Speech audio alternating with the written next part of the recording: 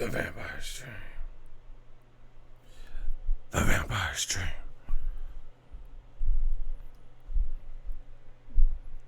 The Vampire's Dream.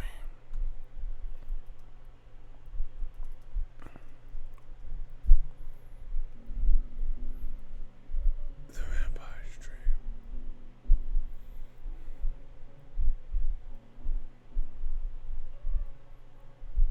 The Vampire's Dream.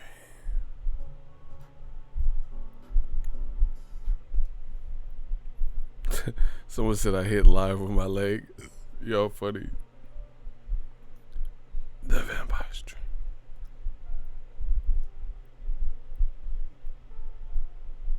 I told you I could do this all day on The Vampire's Dream.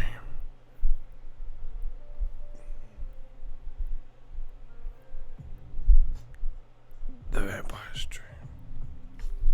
Make sure y'all smash the like button. No, I was just thinking.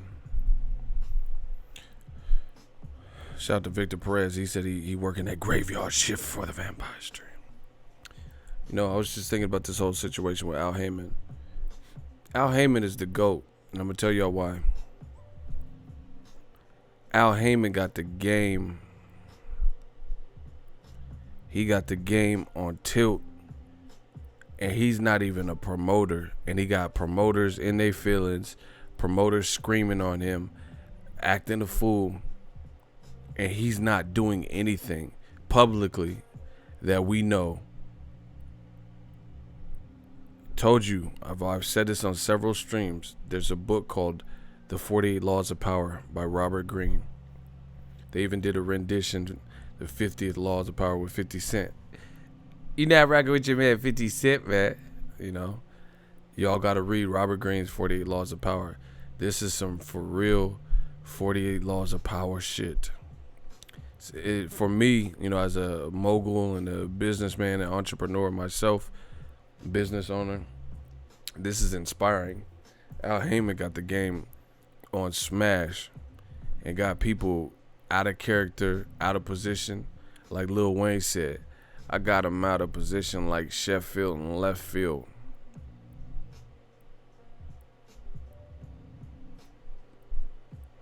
Bob Arum is the GOAT because everybody goes through him first. Oscar Floyd, Mikey. Very stupid comment. Here's why. Oscar probably made more money after he left Top Rank. Floyd definitely made more money. Floyd and Pacquiao, you know, Floyd and Conor McGregor, Floyd and Canelo, Floyd and Cotto, Floyd and Hatton, Floyd and De La Hoya, all that shit happened after he had left Top Rank. Mikey was not ever on pay-per-view. He was fighting Carlos Borgos and guys like that, Rocky Martinez. So I know Mikey Garcia, whatever he's made in the Broner fight and on pay-per-view with Errol Spence, he made more money. So the people you listed, that was a terrible example. Now, run along, kiddos. If you guys want to interject, make sure you come in with some facts. Because this is The Vampire's Dream. Now you're trying to switch it. You said true, because I know what I'm saying is true. But the man's still doing it at 87. He got that longevity. Bro, you all over the place. So you admit that I was right. Listen, I'm not saying, like, see, once again, you guys are too emotional. Instead of hearing the message, you immediately try to cut me off. You cut me off and use examples that I just refuted and explained how that didn't make sense. And now you're switching it to, oh yeah, but Bob Arum's 87. Listen, I never said Bob Arum wasn't a good promoter. You know? But again, you're trying to go tit for tat. You know, whatever. No, Haymon is not 87. Bob Arum is 87. Haha, just got off work at 4 a.m. straight vamping. Anyway, I'm going to continue what I'm talking about. You guys on your channels talk about what you want to talk about. This is what I do. Al Haymon is an advisor. People keep coming for him. He got people out of position, people screaming on him, and they never get to see the satisfaction of all the insults, all the hating. They never see anything. They don't get to see. He's on some real life off the grid shit. Yeah, Haymon not a promoter. He's really off the grid. So it's like I said, it's some 48 laws of power shit going on. That's some real stuff.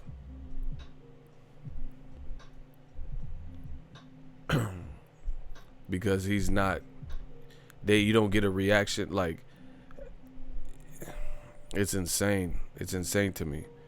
Like, even like with women, there've been people I've dated, like women dated or whatever, and sometimes there'll be like, let's say a girl I was dating, she was kind of young-minded or whatever, she's saying something to try to trigger me and leave this long ass, when people, like, basically when people do, sometimes people do stuff trying to get a rise at you, or when they think they can anticipate how you're going to respond to it, and then you don't, that fucks people up. You get what I'm saying? Shout out to my dude Marlon Sims. He a fighter. That fucks people up because you're not acting how they perceive and responding how they perceived you would respond to whatever they did. Like I said, there's been relationships I had with a girl, kind of young-minded or something, and we get in an argument, and then she texts this long-ass passage thinking I'm going to, like, go off or act a certain way or, respond with the long-ass message, and I just put K. Okay. You know what I'm saying? And that drives people crazy because they realize they don't have the power. They don't have the power to change your mood. See, some people get a rise. Misery loves company. If a girl's crying and y'all just broke up, she wants to see that you're hurting too, or vice versa. You don't want to have a girl break up with you and then you're heartbroken and going through it, and then the girl is just like, she at California Adventure in Disneyland having a great time, because you want misery loves company. You want her to be going through it like you going through it. Shout out to my dude RTD. I know you love Al. He said, I love Al. My kids love Al. My missus love Al. My bank account loves Al. I know you love Al. He said, I don't see all the beef is about. LOL. Let a brother shine, man. Haha. Seriously, though, Al has made some big moves. Yeah, man. ITV4. Listen, this is what I'm talking about. The other reason why what I'm saying, to me makes sense, why Al is the GOAT, is aside from him got people, he's not saying anything. What he's not public. He's sending minions and workers and different people. He's the Godfather. He's not outright. He's worked whatever magic, and he's not the one that's in the streets doing the mobster shit. He got people doing everything. You get what I'm saying? He don't have to be the trigger man.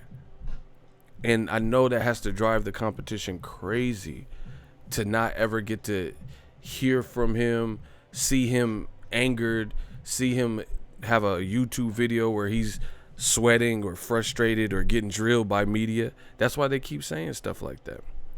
He said, okay, looking at the landscape of boxing over the last 4 or 5 years, Al has made some very, very smart moves, low-key. A few years later, the early moves he made on the board make sense. That's what I'm saying. See, my dude RTD gets it, but I already knew that. Shout out to him. Shout out to the UK. Because he's making chess moves.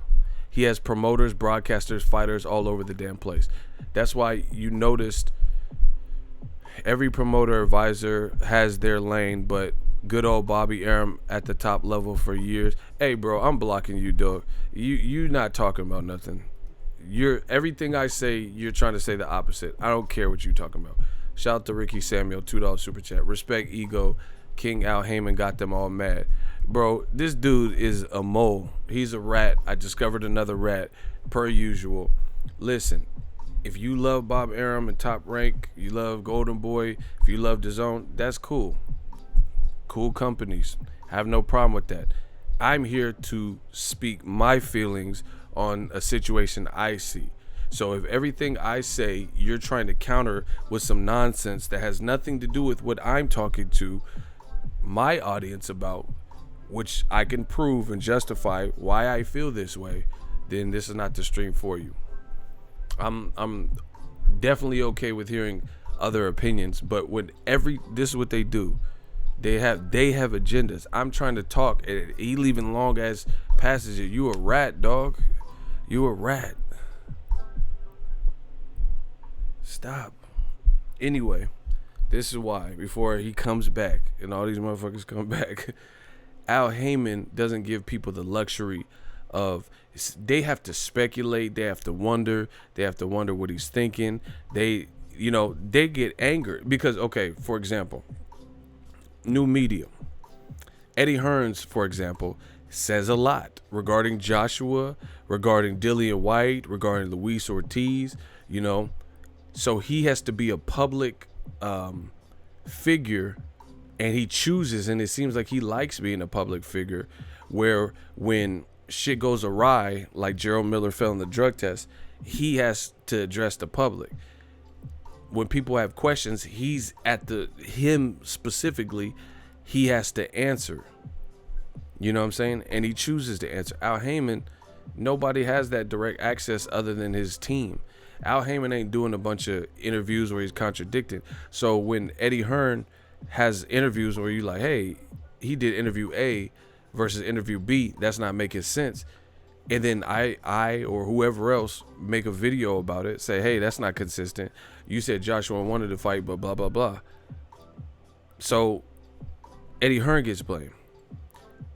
Al Haymon is in a position where he's not doing this. Therefore, it's like some real 48 laws of power shit. He's not contradicting himself because nobody's hearing any kind of direct message from him. You only know through this spider web of other people kind of what is up with PBC. Like you hear Errol Spence or someone say, hey, call Al, but you don't know the gist of those conversations. So I know that has to drive the competition crazy. You don't get to see Al Haymon mad. You don't get to see him react. And he got people screaming on their own pay-per-views about a guy that we don't even really know. Al Haymon is the GOAT. That's crazy. And then on top of that, Al Haymon is not even a promoter. He's an advisor. So he gets to hide under the guise of, like, I'm an advisor. I don't even know what you're talking about. I advise my people and I have people. So you can't get me on some Muhammad Ali act. I'm not even a promoter. I got Tom Brown, TGB. I got Lou DiBella. I got Louis the Cubas. Some of my fighters are promoters. I'm not doing this. I don't know what you're talking about. This dude is smart, bro. So, what are you going to do? What are you going to do? These dudes try suing him to no real avail. Ain't getting no, the Golden Boy one got dismissed. Top Rank, I think they did like some kind of minor settlement. I don't even remember, but it wasn't nothing big. It wasn't like Top Rank came up. You know what I'm saying? And he has this whole infrastructure, and it's like a fortress.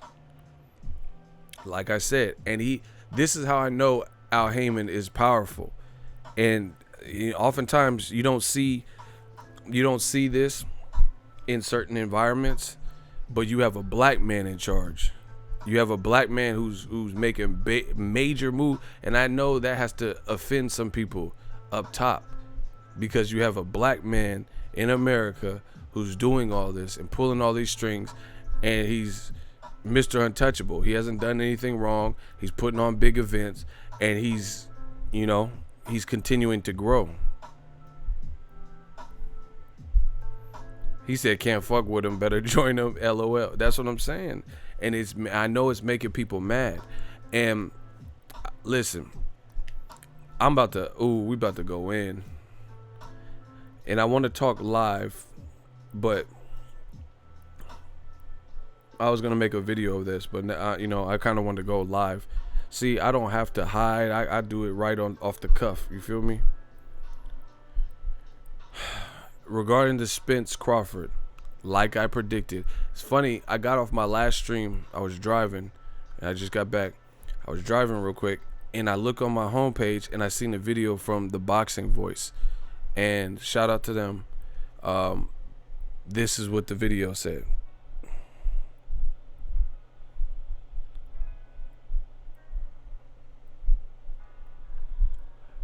Brian McIntyre, a.k.a. Bo Mac, a.k.a. Terrence Crawford's trainer, says Errol Spence is the B-side. This is precisely what I was telling you about. I like Crawford. I like Bo Mac. Right now, this is about power. Do I think Crawford would fight Errol Spence if it was up to him and there was no power wars and cold wars? Yes, I think Terrence Crawford is not afraid of Errol Spence. Do I think Errol Spence, if there's no, even purses, even Steven, no power wars, nothing, would Errol Spence fight Terrence Crawford? Yes. They are true competitors from what I've seen. They are dogs. They are warriors. And until otherwise proven, I feel the same way about Crawford and Spence. They would fight each other. But that right there is more proof of what I've been telling you guys as to why this is not happening on Top Rank's terms. Terrence Crawford's own trainer, Bo Mac, he was comfortable and he just did interviews saying his fighter is the A side and Errol Spence is the B side. This is what this kind of boils down to. When this is all said and done, based on the welterweight picture, based on the welterweights that PBC has, should Errol Spence fight them, like I believe is the plan, to take care of my side of the street, like he said, I'm not saying he's going to fight them all back to back, but when it's done, that is no longer going to be the case. That is my theory. So right now, you can make an argument that Terrence Crawford is the A side, it's about even, or you could make the argument that Errol Spence is the A side. When this is all said and done, there will be no question who the A side is. So, once again, Al Haymon is playing chess, not checkers. Because if Bo Mac feels Terrence Crawford is the A side now, then that's fine. But how is he going to remain the A side? See, right now, you could say Terrence Crawford is the number one pound for pound, like I have, right? You could say he's done some good numbers. We don't know what the Amir Khan numbers did, but it kind of ended funky because Khan quit, etc. We could say Terrence Crawford is highly skilled. If the game plan goes like I think they're working on for Errol Spence, that's not going to be the case anymore. Errol Spence has the opportunity to collect and rack up belts and rack up fans and rack up notoriety, and he has bigger events from what I can see. Much bigger events. Terrence Crawford is in no man's land. His skill set is up here. He's too fucking good. And then the talent pool, that Top Rank, is leagues below Terrence Crawford. In fact, the best fights that Terrence Crawford could fight, Top Rank has probably already put him in with. He made Amir Khan quit, at least to me. Jose Benavidez was a confident guy who's taller and bigger, undefeated. And Jeff Horn. Those fights he already stopped all of them. Now you look at the Top Rank picture, and this is what I think is making Bob Arum angry, because some people would even say Errol Spence is the A side right now. He'd be like, hey, he almost did 50,000 with Mikey Garcia. His pay-per-view, arguably, I got to see what the Crawford Khan numbers, if they ever get released, I got to see what that fight did, and it should come out this week. If they don't, then that's not a good sign. But, Errol did almost 400,000, right? He did 6 million after the Rio Olympics versus Leonard Bundu. He fought Lamont Peterson. He already stopped Kell Brook, who they're talking about may be an opponent for Terrence Crawford. When this is said and done, Al Haymon is playing chess. There's no way, unless Crawford does something radical or a new player emerges or some shit from 140 or out of the blue and starts really making names and whatever, just somebody comes out the woodwork. I don't see how Crawford's going to remain the A side, even if you think he's the A side now. Because the welterweight division, the biggest names, the names that make you a household name, and the guys with belts, just like DAZN has the middleweight division, the welterweight division outside of Crawford is on lock with PBC. And I think Bob Arum, being in the business, he knows this. And he knows he's losing the power battle. And he knows he's entered this deal with ESPN, long-term contract. He knows UFC stopped there. See, when this contract with Bob Arum, now we getting into the good shit. When his contract with Bob Arum and ESPN came about, there was no UFC on ESPN. They were still doing business with Fox, and they were putting on their own pay-per-views. But now the UFC has taken their sport to ESPN. So, I think now Bob, there's a similar fighting sport that's directly rivalry. There's a direct rivalry. How do I say that? There's a direct sport. Ooh, I'm trying to think of how to even say that. I'm tripping right now. Anyway, there's a direct similar sport, two combat sports basically, that you can look at how UFC's doing. You could pit them against each other. Like, okay, UFC 236 with Max Holloway pay-per-views did X, Y, and Z. Crawford versus Khan did X, Y, and Z. You know what I'm saying? As opposed to before, it was just Top Rank boxing was the new combat sport. Rivaling. Well, I don't know why I couldn't think of that. I'm tripping. That was pretty easy. I was trying to say rivalry and ing at the same. It didn't sound right.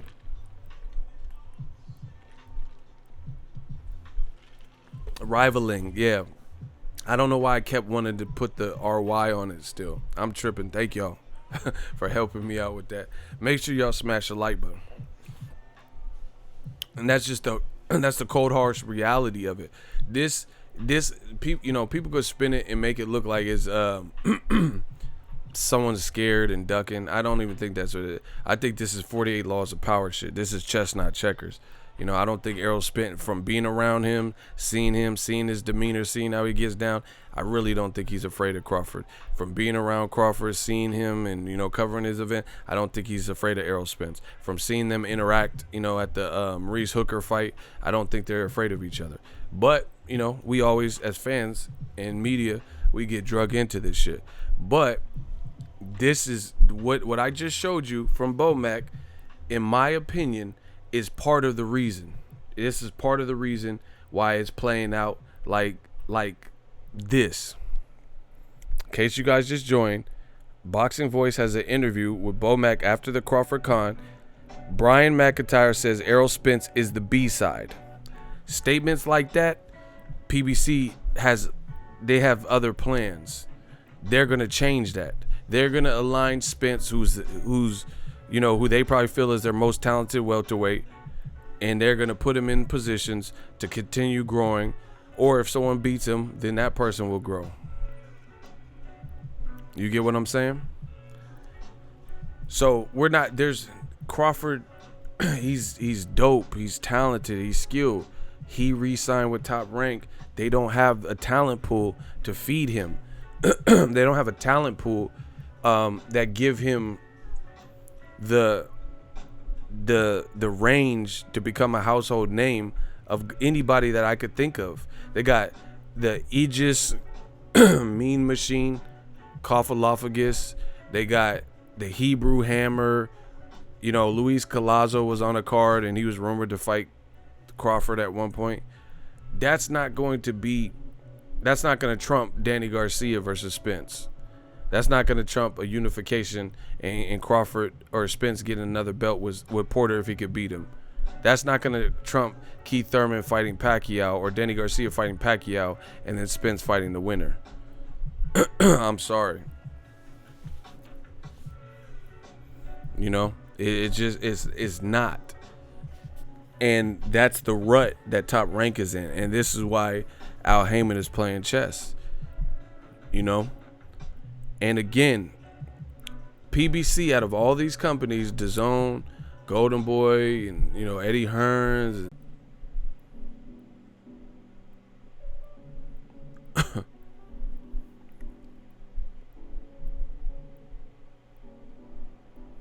Can y'all hear me?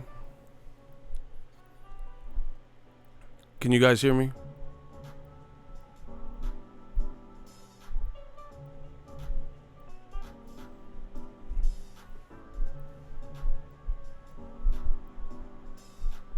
You guys can hear me? Yeah, I don't know what happened. But anyway, PBC, listen to me. I told you everything goes through new media. They didn't forget about their American fighter. They got a lot of American names, and they're not afraid to try to build them amongst other people from other places too. Do you get what I'm saying? They got people from Cuba, like Edis Landi Lada, everybody else. So that's the chess, not checkers. That's what's going on here. This is all a power struggle. This is all about power moves. Bob Arum, I think he sees it slipping away from him. So the best he can do is try to taint and stain the name and try to, like, he doesn't have the chess pieces. So the best thing he could do is the guy with the chess pieces turn fans against him, hate, try to get people to not support. When have you ever heard Al Haymon say, "Don't watch Top Rank"? Don't watch no Top Rank cards. That's some snitching shit. See, and a lot of y'all try to act hood and shit, and then y'all don't live by no strict set in stone codes and shit. Like, when have you ever heard that? And what's worse is Al Haymon probably told Leonard Ellerby and Tim Smith, people who are responding to this, don't do too much. Don't go over the deep end and cuss Bob Arum out. Let him do that. Let him have that fit. And these things all make Bob Arum and it look worse. He going crazy on the pay-per-view, on his own pay-per-view, and instead of talking about Crawford's bright future or his performance, he talking about Al Haymon and snitching, saying, "Oh yeah, Al Haymon won't do it." You know what I'm saying? And then Leonard Ellerby's just like shaking my head. Tim Smith said something to the effect of, "Oh, there'll be other great fights for them to make, like Crawford Khan." So that's like, to me, that's kind of subconsciously or subliminally like condescending. Like, you know what I'm saying? Hey, block live corn. I don't know what you're talking about, and I don't care. Block live corn. Do we have any shooters in here? Listen, y'all gonna learn today. I'm talking about what I'm talking about. The title of this video. If y'all talking about some old far out shit, you gonna get ghost.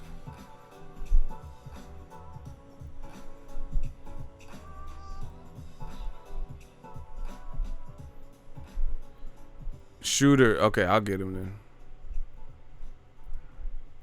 So this is all chess. This is by design, and Al Haymon is taking the play away from Bob Arum for sure. Like, I just been thinking about this. I was in the whip driving, and I think, and I think about a lot of shit. And he's already gone. He's good.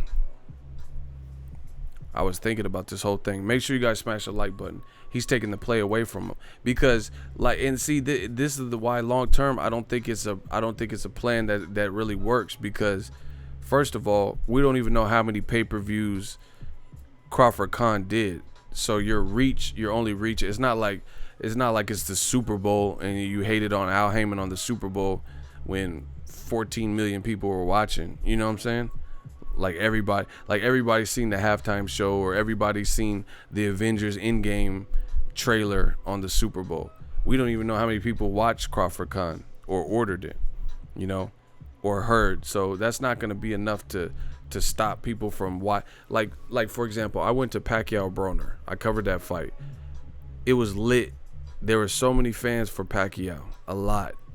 So if Pacquiao's fighting a good fighter like Keith Thurman, you're not gonna dissuade, droves of Filipino people and just lifelong Pacquiao fans in general, because Arum said don't watch PBC events when they feel it's Pacquiao's most challenging fight in a while. You get what I'm saying? So, that just makes you look like you hating. It really does. And I think Arum knows that. So like I said, this could backfire on Arum because he simply doesn't have the power in the welterweight division, at least. He simply doesn't have the power in the pool. You can try to turn people on Al Haymon, but at the end of the day, people want to see good fights. Like, for example, I'm going to cover good fights as they come up.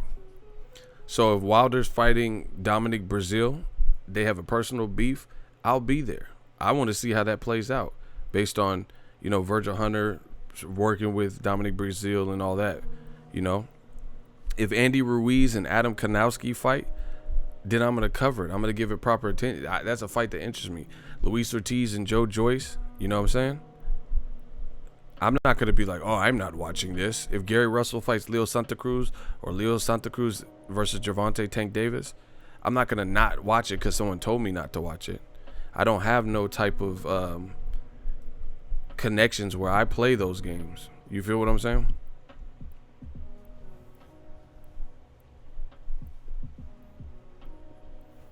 Yeah, if Pacquiao fights Thurman, I'm watching it. If Spence fights Porter, I'm watching it. I'm probably going to be covering a lot of these. So, I don't care what anybody says. The same goes for Top Rank. If they have a fight I like, I'll watch it. If they give me credentials, I'll go. What's good is good. Same thing with DAZN. Like, I don't play those games. You know what I'm saying? I'm just telling you what I see in the game. Good fight. Like, that's like me. I'm not boycotting Canelo. I don't think DAZN has made all the best, the smartest moves with certain matters. But I'm not stupid. Canelo versus Jacobs is a fight I really want to see. I don't play those games. I know people who are signed to DAZN personally. They know me. I know them. You know what I'm saying? I know people that work for DAZN or these different companies. I don't play those games. But, again, I'm true to myself and I'm true to what I see in this game.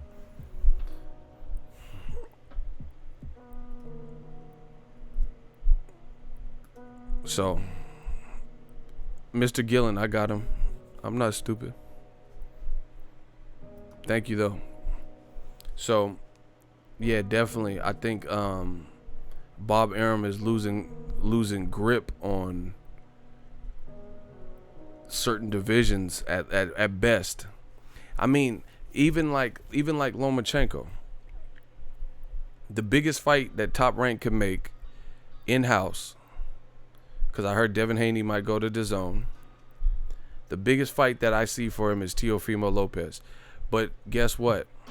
Top Rank, this is my honest opinion, when it comes to white fighters with Top Rank, they seem to have more of a cakewalk schedule than other black fighters that are top name black fighters. With like Dogbo, he had to fight that tough Mexican dude who beat his ass. Crawford, he's highly skilled. He just has to fight whoever, anybody, and it just so happens that he's so good he just keeps winning. Tim Bradley, another black guy, he just had to fight whoever. Pacquiao. He fought Pacquiao. That was a tough fight. I thought Pacquiao won all three of them, to be honest. After that, he fought Ruslan Provodnikov. He fought Diego Chavez. His eye looked like shit. He fought Devin Alexander. Bradley was Casamayor. That's what I've seen. With Top Rank, black fighters, they just fight whoever. Jesse Hart had to fight Gilberto Ramirez, who's a good fighter. Fought him again. Now he's fighting Eliter Alvarez. The black fighters get put through the ultimate test, especially with Top Rank. I don't really see the same level of break. Like, Where's Jesse Hart? Bryant Jennings just got knocked out. My guy Bryant Jennings, because he fought a big puncher in Oscar Rivas. He was doing good in the fight, got knocked out. You know, Bryant Jennings fought Luis Ortiz. Well, actually, he wasn't with Top Rank then. But you guys get what I'm saying. You know what I'm saying? It's just tough fight after tough fight. Where's his Tom Schwartz? You know what I'm saying? Where was Tim Bradley's Tom Schwartz? Go look at his resume.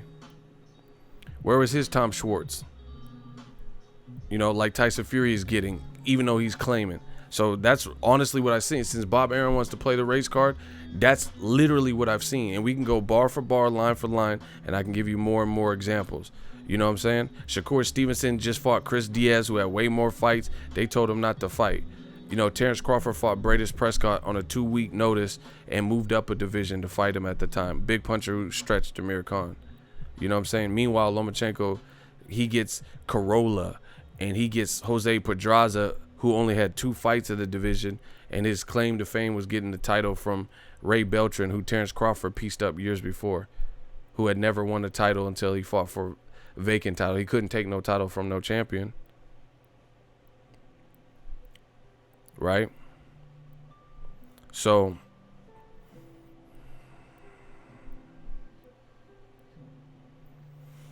that's what I've seen. You know, Vodstick, he fought, I don't even know, Magumbo or whoever the dude is in Philly just recently. Gilberto Ramirez moved up and fought Tom Carpensy, who got knocked out by Adonis Stevenson and had some more losses. Had a tough fight with Chad Dawson, who had 1 arm. You see? Like, so Adonis recently knocked out Tom Carpensy, and y'all said Adonis fights bums, you know, because you don't like PBC or you don't like Adonis or whatever. But Gilberto Ramirez moves up and fights him. Meanwhile, the black fighters, to me, from what I've seen, and I'm not talking about any black fighter, I'm talking about like the guys with Top Rank that have the biggest names. They seem Dogbo. Look who he just fought. Crawford's fighting anybody and everybody, any different style. Don't matter if they're big. It like basically it's like more of a it's like more confidence in how they're matched. Like, yeah, like it's like some Kumite shit. Isaac Dogbo had to fight Magdaleno, and I don't even think he was supposed to win that fight, but he did. You know.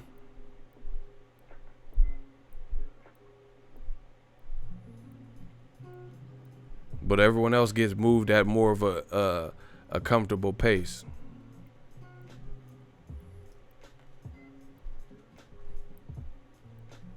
Like Isaac Dogbo is about to fight Navarrete again, and that's the guy who was punishing him. And he just got to jump back in there with them. Meanwhile, Tyson Fury almost got knocked out of this fucking galaxy. He don't have to fight Wilder. In fact, Top Rank got in the way of it. Ego, you're right, but I hate having to look at this race shit. That's understandable because people like me and you don't care about that stuff. But whoever's matchmaking and pulling the strings, there's inherent patterns. So you have no choice but to see it. You have no choice but to see it. Isaac Dogbo is he was getting fucked up by the Mexican because Emmanuel Navarrete, and that's his next fight. You know what I'm saying? No breather, no, you know, like get your title back. You won it. Go fight the guy that was beating your ass. But Lomachenko, he fights Salido and loses. He never rematched Salido. They're trying to give Tyson Fury 2 in-betweener fights. One we know is against a lower tier opponent that no one has heard. This is the reality of how he's been matched. You know what I'm saying? So yeah, I get it. Like Isaac Dogbo fought Emmanuel Navarrete December 8th, 2018, and May 11th he's fighting the same guy. And Navarrete has a record of 25-1 and, you know, was beating him up. So I mean, again, if you have this type of examples where long time top rank, especially I'm talking about top ranks in-house stable, not someone they necessarily co-promote or someone who just got there. I'm talking about someone that, who's been there with top rank.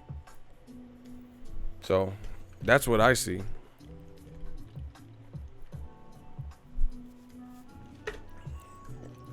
And when it comes to Crawford, even let's say Top Rank really wants to make Crawford versus Spence like they're saying. How is it that Crawford, just explain this to me. Just explain this to me. I'm willing to listen, but if you say some stupid shit, I'm not in the mood, so you will be in the hot seat. But if you have a reasonable explanation, I'll definitely hear you out. Y'all ready? How come Terrence Crawford, let's say you, honest to God, want to make the Spence fight next. That's a dangerous fight for Crawford. It's a dangerous fight for Spence. It's just a dangerous fight for both guys, right? You want to make that bad, but Lomachenko, the guy who looks the most dangerous for Lomachenko is Teofimo, right? And that's not being made. He can unify, which he didn't do in the previous two divisions. How does that make sense? Do you get what I'm saying?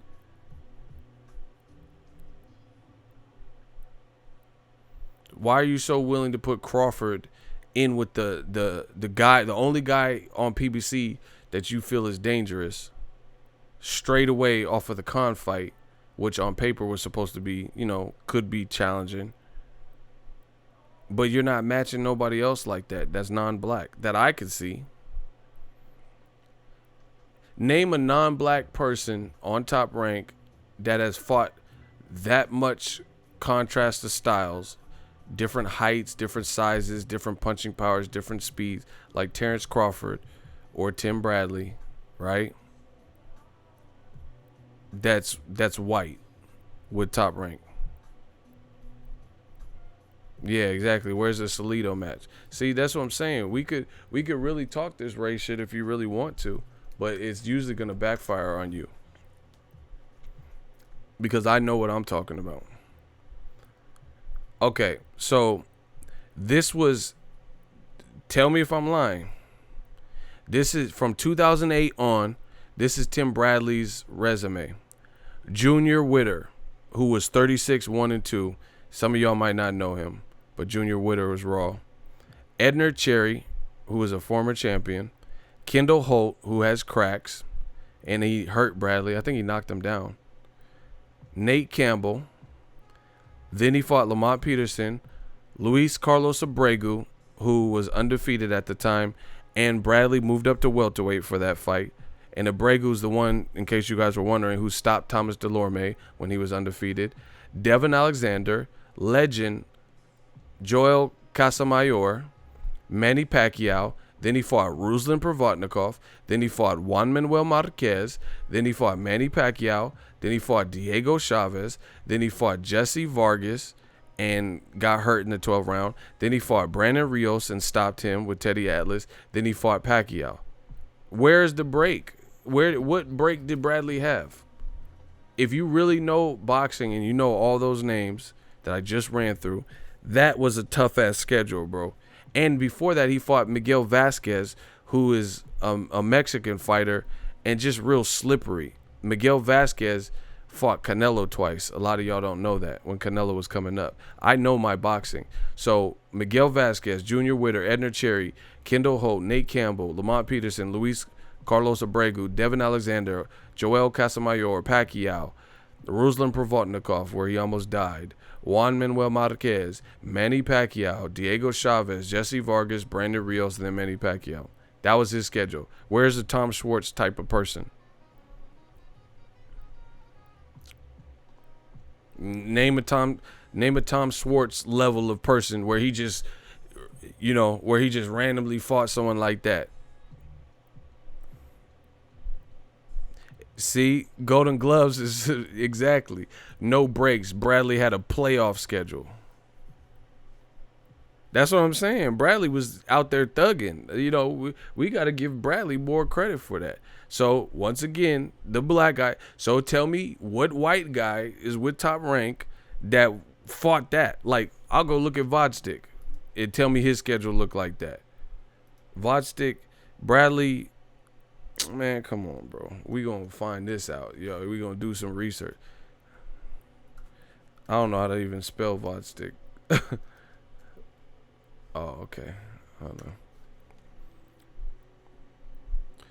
Oh, you know what? Fuck this. I got y'all.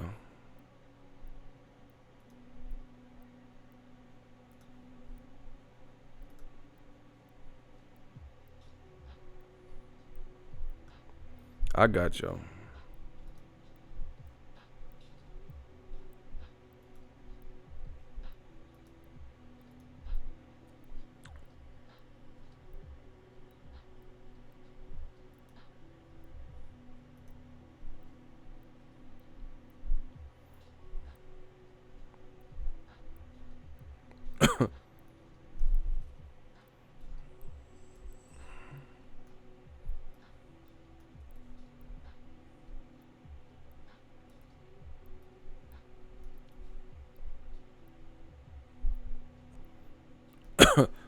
Okay. So this real quick. We'll run through it real quick again. Miguel Vasquez, like I said, do your research. He fought Canelo twice. He's Mexican. He's slippery. He fought Mickey Bay, Junior Witter, Edner Cherry, Kendall Holt, who has cracks, Nate Campbell, former champion, Lamont Peterson, Abregu, Devin Alexander, Joel Casamayor, Pacquiao, Ruslan Provodnikov, Juan Manuel Marquez, Pacquiao a second time, Diego Chavez, Jesse Vargas, Brandon Rios, and then he retired after the Pacquiao third fight. That's Bradley's resume, right? Killer after killer after killer. Killer after killer after killer. That's Bradley.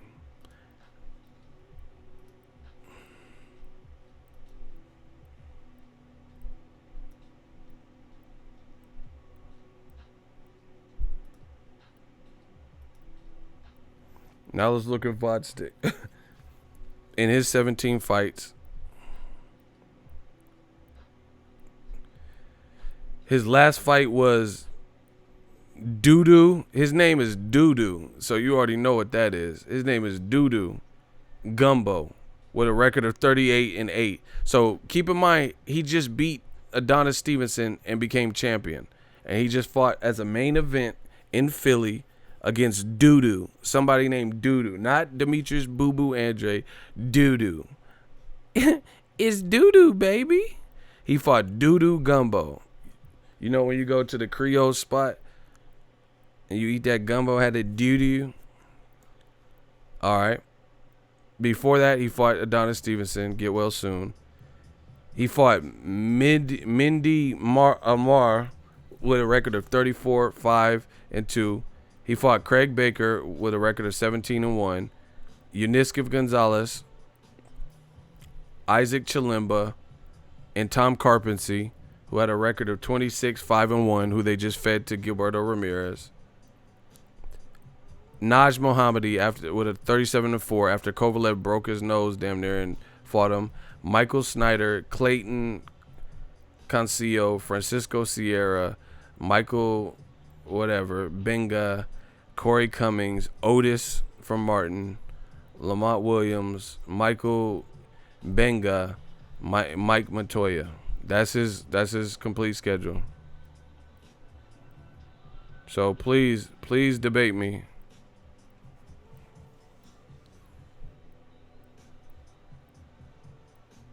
All right, let's debate. So tell me that's a Bradley type of schedule. And you guys, real talk, I'm not going to keep doing, I don't have to keep doing this on this stream. You guys can look it up. You guys got computers. Yeah, you fought Otis from, what you doing there, boy? What you got, a bank account in Switzerland, boy? Get ready to take you down, boy. Get ready to take you down, boy. Getting ready, you know, who, like, come on, bro.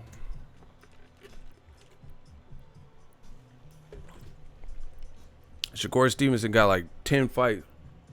Just fought a motherfucker with 25 fights and 1 loss at a championship level. In a championship fight against a guy who's a champion now.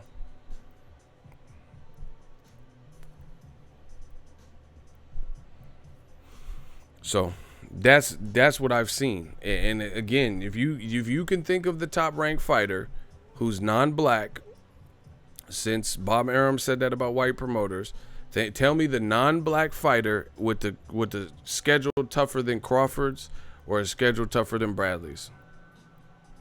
Let me know who he is. You know, the only one that I guess you could even say comes close would be Lomachenko. And that, I don't really even count that because there's little stipulations, and he also had 405 amateur fights. 406.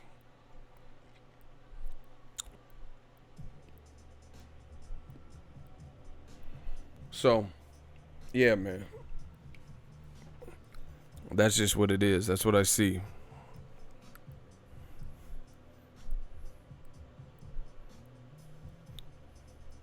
So this is why Al Haymon is pissed, because like I said, Al Haymon is investing in American fighters too.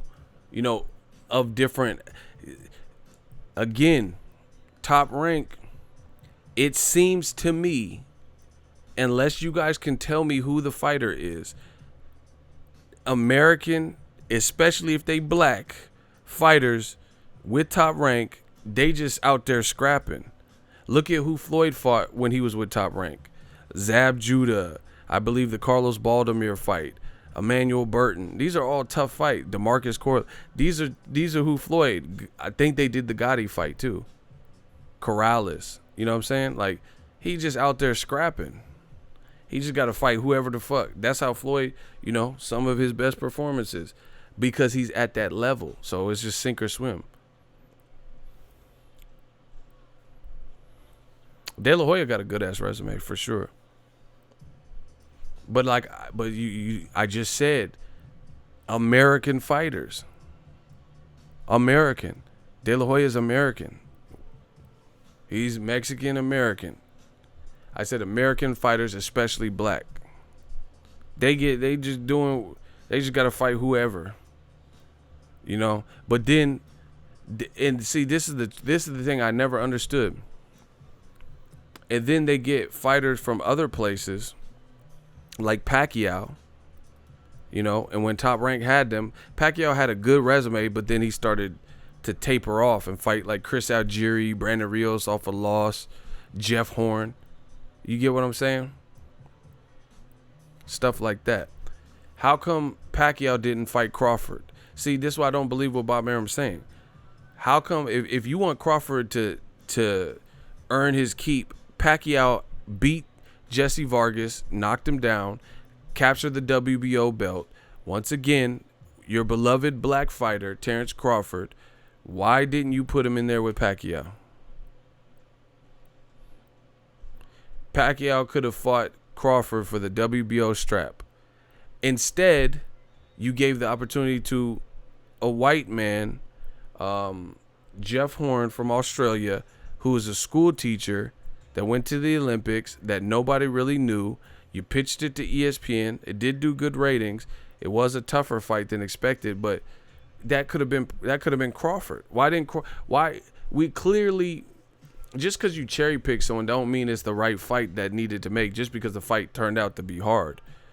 There's no way you could convince me that a guy who was waiting in line like Terrence Crawford and had been fighting the De'Aaron Jeans and Hank Lundys and Gamboas and blah, blah, blah, was less deserving than Jeff Horn. Jeff Horn had less fight. Jeff Horn had like 16, 17 fights, and it was a school teacher, and his best win was Randall Bailey, who Cotto destroyed probably when he was with Top Rank, who Devin Alexander beat in a boring fight years before Jeff Horn. So, again, tell me how Jeff Horn magically got this, but now you want Crawford to get the Spence fight so bad in a fight you have no jurisdiction over, because you know PBC is entitled to move their guys and put them in the compelling fights that they want to make too. And, you know, don't give me this like heroic, noble bullshit about it's the best versus the best. Stop. Because again, if it was the best versus best, why didn't Crawford fight Pacquiao? Pacquiao was a legend already, Hall of Famer, and Crawford proved he was the best at 140. See? You can't be inconsistent and pick and choose and then fake it out for the public. You didn't want Pacquiao to get potentially dethroned by Terrence Crawford. He even told you that. He said, I didn't even want it. Man, Bob Arum just say whatever. He said he wanted to fight 1 minute, and then he just did an interview talking about, I didn't want to make the fight. I told him not to make the fight because Pacquiao would get destroyed. So you said that you wanted to fight, and then after Pacquiao goes to Haymon, then the truth comes out or whatever, and you said Pacquiao would have got his ass whooped. So why didn't you allow Crawford to whoop his ass? He's with Top Rank. If you think Crawford would have whooped his ass, why didn't you let him do it? See, this is the problem. This is the problem. Crawford re-signed to Top Rank, right? Couldn't get the Pacquiao fight. If he would have beat Pacquiao's ass like Bob Arum predicted after Pacquiao became a Haymon fighter, when he no longer wanted him or no longer had him, then at least Crawford would have that. He could be maybe a household name now because he beat fucking Pacquiao. So this don't fall on Al Haymon. This fall on Errol Spence, because guarantee you this, now that Pacquiao's on that side, there's a guarantee. I'm not gonna say a guarantee, but there's a better chance that Errol Spence, if he keeps doing what he's supposed to be doing and Pacquiao keeps doing what he's doing, there's a better chance that Errol Spence reaches Pacquiao before Terrence Crawford ever does, because Terrence Crawford in Top Rank had the chance to make that fight and they never did. Now you want me to believe that Al Haymon is the devil and he's the cancer that cock blocks all the fights. Stop it. Nobody believes this, and I don't give a shit about a credential. You know what I'm saying? If I have to become a liar to the public, then I don't care. You know, so I don't care who sees this video. I don't give a shit. I make money regardless. You know, there ain't nobody gonna strong arm me. You know, I'll cover anybody's event and I'll cover it professionally. End of story. So if somebody takes offense to this video, then so be it. You know, we as Americans, we gotta start standing up and making this stuff make sense. You know, everybody wants to be fearful because, you know, there's a white man in charge or this person in charge, or, you know, what are the man, I'm not doing that, bro. I'm not doing that. I'm not doing that. Right is right, wrong is wrong. If you can't live with that, then that's your issue, not mine. I know what I'm saying to be true. Nobody is denying or denouncing or providing a clearer logic. So I'm going to continue to believe what I've always thought. You know, and truthfully, right? Truthfully, the funny thing is this. Top Rank, since we're being so honest, they never even really promoted Terrence Crawford like that until he beat Bradis Prescott. And the fans started relating, oh, who's this kid? This guy could, you know, and the commentators like, this guy could fight. I know stories that y'all don't know. I know about Terrence Crawford, how he was, man, he wasn't getting his per diem and shit like that, bro. I know shit. I know shit in this game. And, you know, don't make me start, you know, because I don't want to, you know, I don't want to trace it back and stuff. But I know he wasn't being moved like that. And he was always the good fighter. No different than Floyd Mayweather. How is it Floyd Mayweather went on to become, you know, the biggest star in all of boxing? How come that didn't happen under Top Rank's umbrella? Why did it? Because they never thought the black dollar was relevant enough, or we would be able to do something, or that he would become this big. So they're making the same mistake with Terrence Crawford because he's looking to me like a generational fighter. To me, I'm just being real to y'all. He's looking like a generational fighter, right? But now he can't get these opportunities. He could have fought Pacquiao, never happened. Shout out to Ricky Samuel. Respect, ego. I'm dropping 10 on that. We riding with you. I mean, listen, I'm at the point where it's like I'm at the point in life. I just got to be real. Like, not that I was lying before, but it's just like, you know, I'm not playing this game. I'm not playing this game. Like I said, this says more about the company. If they, you know, if they want to block access because I'm being real, then, you know, it is what it is. Like I said, I'm a professional, so that's never been an issue. I went to Top Rank events. I had no problem. I had no beef. I did my job, done my job, promoted the job, you know. And truth be told, this goes to any promoter out there. You would want my channel and me to be a part of what you're doing, your ally more than your enemy. Because if it all comes down to it and people start acting finicky, acting different, we're growing. We keep getting bigger. We keep leveling up. So if it ever gets to a point where someone tries to muscle me or like put me out the game, that's fine. All right, cool. I won't cover your events, and then we'll see. Because all the videos that I put out promoting all these dudes' events, we could do it like that, and I won't promote, and then you'll get to see the impact. You'll get to see the impact. I promise you that, because I am boxing. You know what I'm saying? So I just, if that's what it comes to for anybody in this game, you know, where they try to strong arm me or, you know, I got to shut him up or, you know, because, and it's bullshit, because I see people, motherfuckers that have been hating on PBC from the dawn of time, and PBC's giving them credentials. They still letting them come. So, you know, if these other companies get angry because someone's spitting facts or saying this and that, then that shows you about them. You know what I'm saying? That shows you more about them than it does about me. Because like I said, there's people who hate, everyone knows that they hated on PBC, and they still getting into PBC events. PBC just like, fuck it, whatever, you know. So anyway, that's that. But yeah, I mean, everyone wants to be cowards in this game, you know. Oh yeah, man. Like Nipsey said, I'll be damned if I slave for some crack. Like, I'm not slaving for nobody. I'm not going to preach some fake shit that I know is not true. You get me? Like, bottom line, Top Rank had Floyd Mayweather, who turned out to be the best kept secret in boxing, a self-marketer, entrepreneur, you know, extraordinaire. Top Rank had him. They could everything. There's no way you could convince me. Floyd didn't become a great fighter after he left Top Rank. So that shows me you had the diamond in the rough. You didn't do anything with him. You get what I'm saying? Like, he was the same great fighter. He had the same, like, look.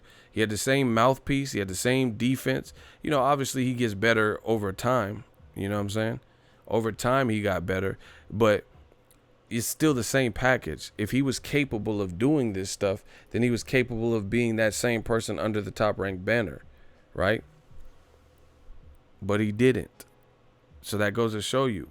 And once again, I told you, all these American companies that refuse to put and make American fighters, who we have some of the best fighters in the world, the centerpiece, right?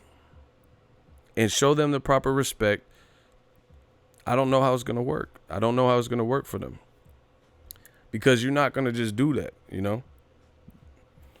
And it makes the companies look bad when they keep advocating for, oh, check out Chocolatito, check out this guy. And here's the thing, people. This is the crazy part. This is the crazy part about the game. The people they put before you and tell you is the nicest ever and the best fighter ever and number one and all this stuff, right? They're not having the same schedules. They're not having the same level of challenges. They're not being put through the ringer. So it almost becomes, it almost comes like a spit in the face, because you're not out here with the slaves and the people slaving in the heat. You get what I'm saying? To use that as an analogy, there's people doing the grunt work, picking the cotton, slaving in the heat, dealing with like extreme temperatures, 108 degrees in Mississippi and shit.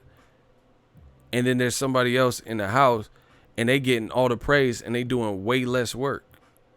That's like a microcosm of kind of what's going on in the boxing world. Like you could see Lomachenko or whoever get praised, but he don't have to have a Tim Bradley type of schedule. And with black people, I will say this. Black people, we must start appreciating the color of our skin and who we are internally, and not let somebody like a paycheck and stuff like that discourage or dissuade from saying certain things. Like Tim Bradley, for example, this, and I'm not trying to pick on nobody, but Tim Bradley, a black man in America who lived it, true fighter, crazy schedule, had to fight a crazy ass schedule. He up here bowing to Lomachenko, knowing Lomachenko don't have to fight no schedule like he had to. Constantly saying how this is. You spar with Tim Bradley. I mean, with Terrence Crawford. You the one that put Terrence Crawford on. Your word of mouth plus the Bradis Prescott performance. You know what I'm saying? And Tim Bradley, every chance he get on ESPN is sitting up here like, oh yeah, Lomachenko, I don't know. He might be number one. He might have. You didn't spar Loma. You sparred Terrence Crawford, and he clearly left an impression to the point where you told Cameron Duncan, yo, this dude is nice. I don't know where you found him. Oh, he from Omaha. This kid is nice. I sparred with Lucas Matisse. I fought Pacquiao. Dude's nice. You know what I'm saying? And then you got Bradley up here like, oh, Lomachenko. But you know Lomachenko ain't fighting no schedule like yo. And see, that's the spit in the face, because how you get the praise, but you don't have to fight the same type of people. Like Charlos, they got to fight tough person. And if they don't fight someone quite as tough as what's expected, if they don't fight Danny Jacobs next or Demetrius Andrade, then they're ridiculed. But Triple G could fight Steve Rolls. This is what we see. This is what we see all the time in boxing. But that changes. We changing this. We flipping the script on them. You know, any other channel, they could do whatever they want. I don't care. I'm not here for that. But on my channel, it all stops. You know, salute to all the fighters, black, white, Chinese, anything, doing it right. But I notice these things in the game. You know, it's if Andre Ward fights Alexander Brand, ESPN says it's raw sewage. Worst fight ever. You don't see ESPN saying shit about Steve Rolls versus Triple G, Anthony Corolla versus Lomachenko. This is why new media is the new drip. We the new wave.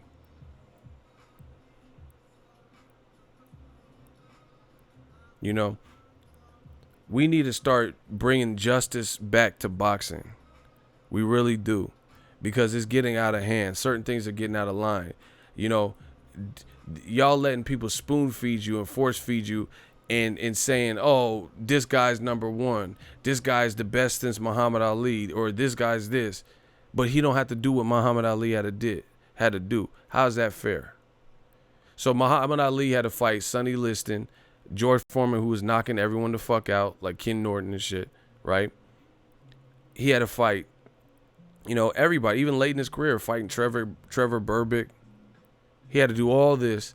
He had to stand for something, you know, dodge the draft and can be called a coward in his own country because of his religious belief, because he stood up for what he believed in this world and his religion.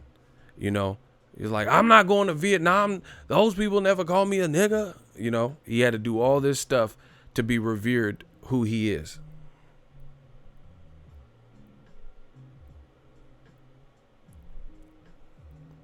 Man, YouTube is bugging, bro. Muhammad Ali had to do everything that he did to be revered and remembered as, as a person that he is.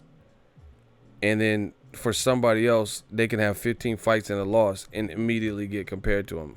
How is that right? How is that fair? How is that the truth? See, some of y'all don't want the truth. Yep, got sent to prison. Exactly. And y'all fall for this. Oh, yeah. Run with this. Floyd Mayweather had to deal with getting robbed in the Olympics. His pop's in prison for 25 years. Perfect his craft. Get hurt versus Shane Mosley. Like I said, got robbed in the Olympics. He had to go through these trials and tribulations, buy himself out of his contract. He had to beat the guys like Gennaro Hernandez when they said he wasn't ready. He had to beat the guys like, rest in peace, Diego Corrales, almost 6 feet tall, puncher, 32-0, 27 knockouts, something crazy. He had to beat ranked guys like Angel Manfredi. He had to beat Deshaun Mitchell, go through tough fights with DeMarcus Corley, go through tough fights with Emmanuel Augustus, Emmanuel Burton. He had to beat De La Hoya and move up. He had to beat Cotto. He had to beat undefeated Ricky Hatton. All this to get his name. All for old media to say Lomachenko or whoever the fighter flavor of the month is or whatever could beat him or is better than him.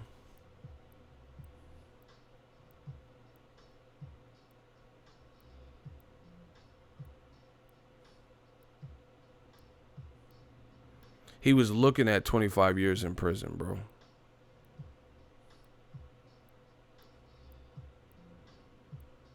He was facing, that's what he was being charged with. That's what I'm talking about.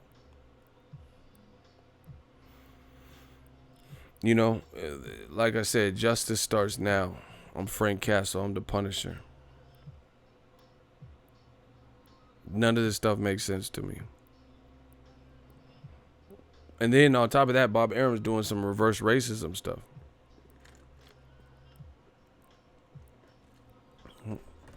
People project. He said Al Haymon won't work with him because he's a white man. You know what I'm saying? What is that based on? He works with Lou DiBella, Shelly Finkel all the time. Brittany Goosen, Tom Brown. It's like, where did this even come from? Like, Kelly Swanson. Like, everyone, like, I'm not even trying to be rude or funny. His whole, like, a lot of his staff is white. Kelly Swanson PR. Like, that's who, what are you talking about? Kelly Swanson's she's legit. Every time, she's at every fight, handling and orchestrating, getting fighters. I mean, unless she's something else, I don't know. So it's like, where do you even get off saying this? See, when I make, something like, hey, the fighters I've seen, the black fighters, top level black fighters that are with Top Rank, I see them get pushed to the ring. I could give you an example. Isaac Dogbo, Terrence Crawford, Tim Bradley, Floyd Mayweather when he was with them. I'm giving you examples. So I would love to hear the example of Al Haymon not having, a diverse, multicultural, like, group of people working with him. Like I said, Kelly, Brittany, Goosen, Joe Goosen has a job with the commentary stuff. Ray Mancini has a job with them. Lennox Lewis. What are we talking about?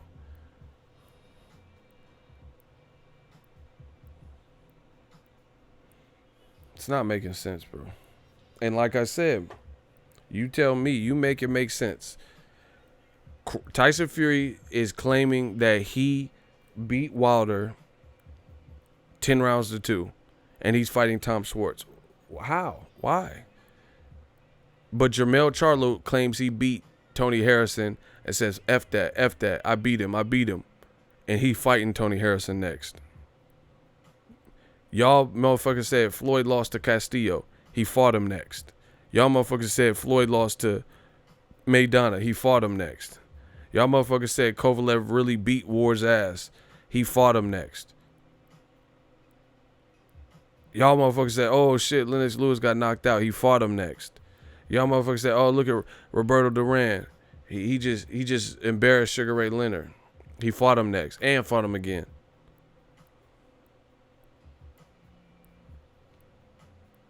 So you can't tell me I'm paranoid. I know what I'm saying is true. I don't care what nobody said. Like I said, I'll listen to you. But if it's some bullshit, you getting blocked. So, bottom line, Al Haymon got the game on smash because he, at the end of the day, he's not even a promoter, and he got everybody in their feelings, everybody like doing this, and I think it's kind of like the evolution, and it's like really a sign of the times that some of these antics aren't working, and not with new media around, they're definitely not going to work. They're definitely not going to work. You can't. The bottom line is, if you wanted Crawford to get a big resume name like Spence, Pacquiao had, truth be, I love Spence. Pacquiao proved more than Spence at this point. At the point where Crawford and Spence, at the point where Pacquiao and Crawford were rumored to kind of fight and it was being built up, Pacquiao was a Hall of Famer already. Right? Spence is still on his journey. So Pacquiao would have been a dramatic win if Crawford could move up to 47, and then instead of his first fight being Jeff Horn, who you gave the opportunity to, a white Australian guy, school teacher, his first win could have been Pacquiao. He would have been admired. He would be remembered in the history books because Pacquiao's a fighter from the history books. But instead, you let him beat Jeff Horn after Jeff Horn robbed Pacquiao. So he doesn't get, I gave him credit for beating Jeff Horn, but he don't get the same credit because some people were, like Teddy Atlas, were outraged and said Pacquiao won. So you robbed that man, Terrence Crawford, of the opportunity to really get that hallmark name on his resume. But now you want to tell PBC what to do and try to get the public against Spence. Come on, man. That doesn't even make sense, man. It just doesn't. If Crawford beat Pacquiao, he would be more a household name than if he beat Spence. Right now, at this point. Because Spence still wants to fight Pacquiao. That shows you how relevant Pacquiao is. Crawford could have fought him 2-3 years ago when Jeff Horn did. Pacquiao's still relevant right now. And he has some, weak ass version of the belt or whatever. Bob Arum didn't make that. But now you trying to blame Al Haymon on some shit. Pacquiao should have been fought Crawford. They were all on the same side, all on the same side. Never happened. Seems like an easy fight to make. Teofimo could be relevant as fuck right now if he beats Lomachenko. Not pulling the trigger. Trying to make him go through Comey and, make Lomachenko Luke Campbell and string it along. No, just put him in right now. And he already beat a guy who has a way better amateur pedigree than him and mostly anybody else in boxing. But you won't pull the trigger on those fights. So there is deeper issues than, I just showed you Vodstik's resume. It's deeper issues than Al Haymon ruining it for you. And the thing is, you got to get it done for yourself. I have a lot of work to do. I get this shit done mostly by myself. I don't care. I don't need a bunch of motherfuckers to do shit for me. You know what I'm saying? So I feel like Top Rank can really pull the trigger on in-house fights. Better Biev versus Vodstik is a good fight. Let's see it. Shakur Stevenson, Oscar Valdez. Carl Frampton versus Shakur Stevenson. Carl Frampton just signed. But see, they have their own game plan of how they want the people to move and shit. So how you gonna get mad? at Al Haymon for having the same thing. He has a certain way he wants to move Errol Spence, which makes sense. Jesse Wyatt, $5 super chat. Ego, quick question.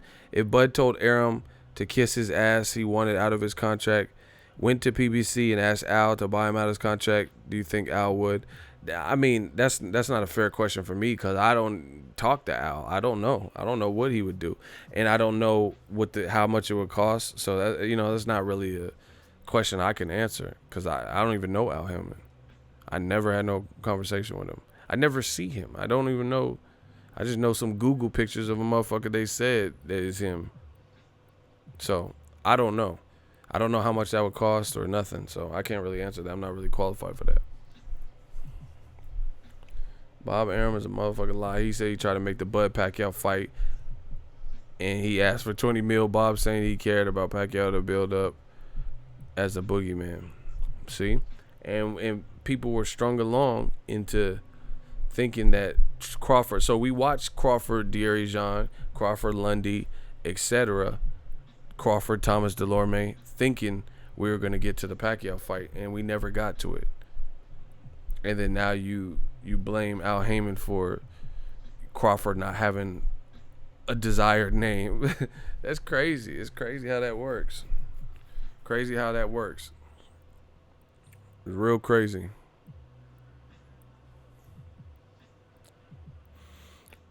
Now it's Al Haymon's fault that Crawford don't have a name when you had in-house names you could have put. And the same go like when Pacquiao was with Top Rank. I would have rather see him, like, I swear this is like Top Rank been doing stuff like this. I would have let's talk about it. At a point in time, Ruslan Provodnikov, like after he knocked out Mike Alvarado versus Pacquiao. Would you rather have seen that or Brandon Rios coming off a loss to Mike Alvarado versus Pacquiao? Ruslan Provodnikov and Pacquiao or Chris Algieri and Pacquiao? What would you have preferred? A guy with minimal punching power, not really much punching power, who got his eye messed up by Ruslan, or Pacquiao versus Ruslan? Stylistically, in bigger event, what do you think would have been a better fight?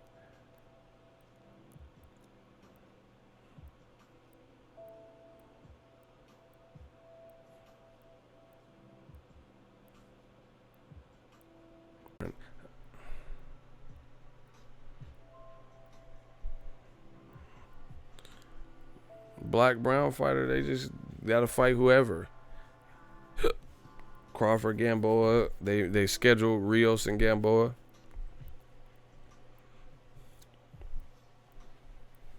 You know what I'm saying? And the other thing is, when does newfound thing come where Bob Arum wants to work with PBC so bad? You get what I'm saying? Brandon Rios versus Broner would have been crack back in the day. Rios was undefeated. Mike Alvarado, Danny Garcia, you could have mixed them guys if you really wanted to make, cross promotion shit. They could have been working together. Nobody did. But now when Top Rank's stable in those divisions are at their weakest or lowest that they've been, now all of a sudden it's Al Haymon's problem. Fix it. Expeditiously fix it. That's not how it works, man. And see, look, this is the thing. I'm just being real. There's a lot of top ranked fighters I fuck with. Like hard body. Like I like not like that, but I fuck with. So they're losing out if they hear what I'm saying, get mad, and then don't want me to cover top rank events. That's hurting your fighter. I connect with the audience. I connect with different markets. You feel what I'm saying? I connect in the professional world, the urban world, different shit like that. That's part of the problem as well. Shakur Stevenson, Terrence Crawford. You keep, approving people for credentials and they're asking questions, but then you don't see certain people going and covering Crawford fights. Do you get what I'm saying? That That's part of the problem too. You know what I'm saying? And then you wonder why like certain guys aren't bigger. You know what I'm saying? Like you don't see. It's kind of hard to explain. I know what I'm saying, but certain guys just they connect. So like you'll have a bunch of goofies talking to Terrence Crawford, but people like me, I fuck with Crawford heavy, and people on my channel fuck with Crawford heavy. So you know it hurts you if I don't cover Crawford fights. Do you get what I'm saying? So I don't know. They gotta figure out a way to do that. You know, because like, you know, and that this is all the promotional people. Sometimes they have people who they're gonna have to start respecting digital media. You know what I'm saying, in YouTube, and really give it like, because they be having like people who fly in from different places and stuff and get credentials and get the best seat in the house, and then there's people like no one even knows who they even write for. No one goes to their website. You know what I'm saying? It's like how they getting preferred treatment type shit. You know what I'm saying? And it's crazy. You know what I'm saying? So I feel like that for all the promotional people. They need to become real familiar with who's popping in the game and who's not, because certain people, they would actually shine more light. They would shine more light on it. You know, they would shine more light on these fights. And they tap into a certain market. You get what I'm saying? Like, you have to look at TV, how TV's set up. They'll put certain shows in a certain sequence, and like to have it is hitting certain markets. You get what I'm saying?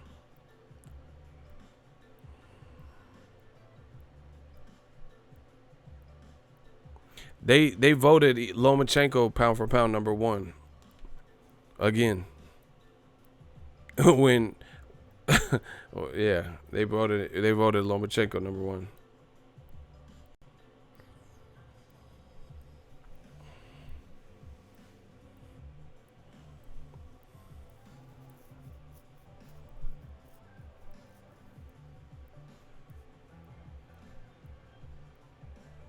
Yeah, man, but I'm telling you, you guys can say whatever you want, but this right here, this is what PPC.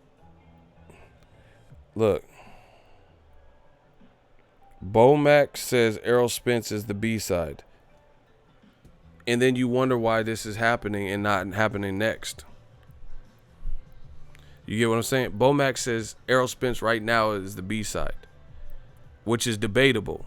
You know, some people, based on whatever, might have Crawford be A side. Some people might say it's 50-50. Some people might say Errol's A side. But now, this is where the business side takes over. I'm trying to tell y'all how this works. This is how the business side takes over. Bomac saying that Errol's the B side. Now PBC is going to make sure that that's not the case for much longer, even if people feel that. That's what's going to happen. I'm telling you. And they have the resources to string it out and make credible fights that do numbers, and it's going to happen. 47,000, 400,000 pay-per-views is not debatable. But now, I get you. That's what I said. Some people honestly believe Errol Spence would be the A side. But it's going to get to a point where PBC, it looks like they're making sure that that's not the case, because again, Spence is going to have more opportunities against the biggest name. If Spence gets Pacquiao before Crawford is probably not going to get him. You know what I'm saying? Because he had the opportunity to fight him in top rank. Like, still Pacquiao. Broner didn't knock him out. So this is why this is why it's not going to happen next, in my honest opinion. This is why it's not going to happen next at all. It really isn't. You know? And we knew it wasn't going to happen next, because we already heard the Porter shit. So this is Bob Arum kind of losing traction and lashing out because he knows that he don't have the people to feed Crawford, and he's gonna get fed. He's just gonna have to get fed whoever. Oh yeah, we'll give up Luis Collazo, we'll give up, Devin Alexander for Crawford. Whoever they want to give up, just like DAZN. DAZN got people coming off draws and losses. Brandon Rios went over to DAZN. He was signed with Al Haymon. I think he still is, whatever. But he was coming off a loss to Danny Garcia by knockout. Jesse Vargas was coming off of a draw with Broner, and then he went over to DAZN and had a draw with Thomas Delorme. Now he's fighting Humberto Soto.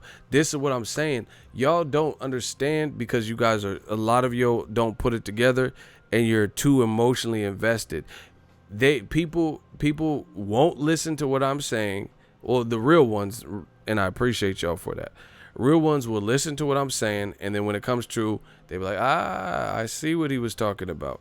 The fake ones and old media and the man fans, they're going to get emotional and say, oh, you just saying this, you love PBC, you sucking PBC dick, and, they're going to say all this stupid shit, knowing what I'm saying makes goddamn sense.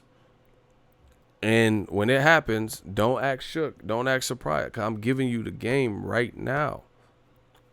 For example, Gervonta Tank Davis is younger than Lomachenko. Fact. He's an American. Lomachenko is not. The fights that Lomachenko... When has Lomachenko fought in the UK? When has Lomachenko fought in the Ukraine? He's fighting primarily in America. He fought in Macau, China on a Pacquiao card randomly. But for the most part, he's been fighting in America. So you have a guy, this is where PBC gets it. You have an American guy who's a good fighter, action fighter, but can box too, and Tank Davis, who resonates with urban hip-hop, this generation, and this culture, and he's on the path to becoming a bigger and bigger star if he stays focused and stays winning. Period.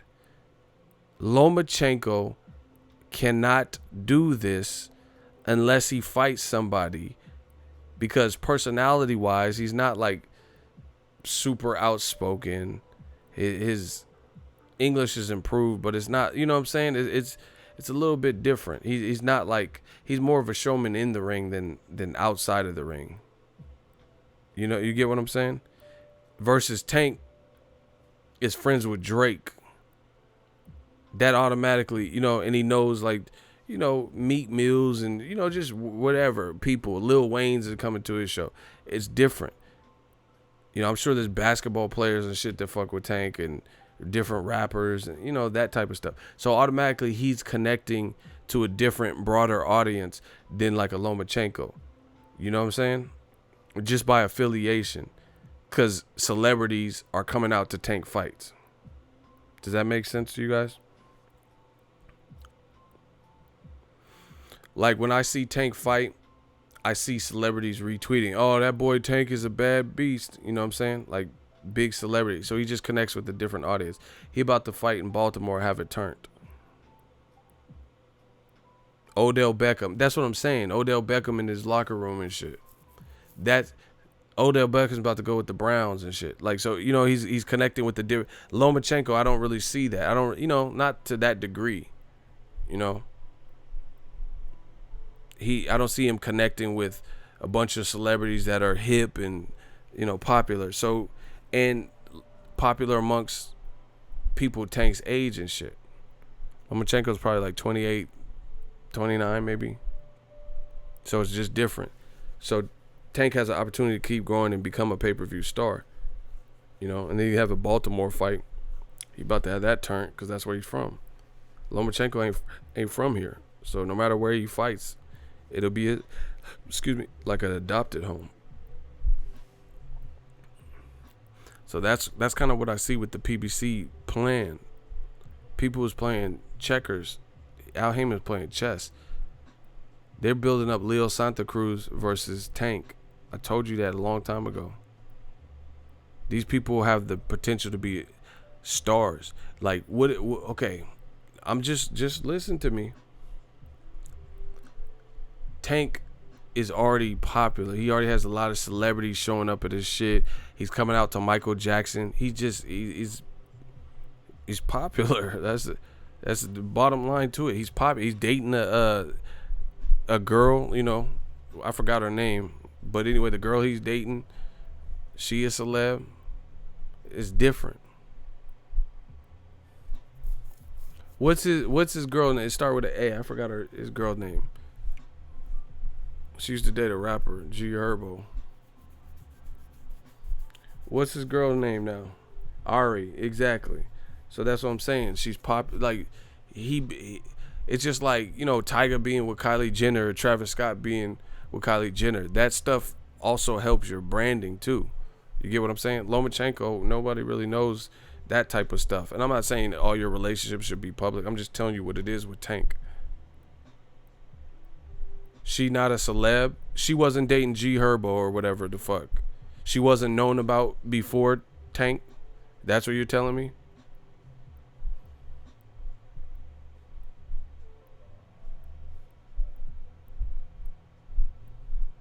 Good point, Ego. Appreciate you. So you mean that the Ari girl wasn't known about? G Herbo baby mama. Exactly. And the motherfuckers ain't, oh, she's not a celeb. Bro, people knew who she was beforehand. I guarantee you she has more followers on Instagram than you do. And you talking about Sparta 12. What's your Instagram? What's your Instagram? And I'm going to check hers. I'm going to check yours. We're going to see who has the better following. And only because of G Herb. I don't care if it's because of Moses. You said she would. Man, block this dude, bro. You capping, bro. He's like, oh, I don't have an IG. Who don't have an IG? Name someone over 15 that don't have an IG. Block this dude. You're a liar, bro. You don't want me to pull your shit up because you see, I'm a real one. I'll pull your shit up. We'll pull it up. See, they're not expecting that. They don't expect that. What person over 15 don't have no IG? He don't want me to pull it up because he got 3 followers and shit. I'm not stupid. You motherfucker talking, oh, I don't have no IG, man. Pull up your Facebook, Twitter. You got something. We running you for that social media. I actually don't. Well, he seemed nosy, so I know that motherfucker did.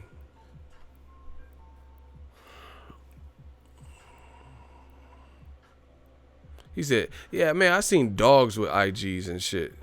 It'd be like fucking Ralph the Rottweiler. And I'm like, damn, he uploading hella pictures. I be seeing dogs with IG accounts. These motherfuckers lying, bro. Y'all need to stop lying. That is not good. Y'all gonna get them lie bumps, them little white bumps on your tongue. Lie bumps. Y'all some fucking liars.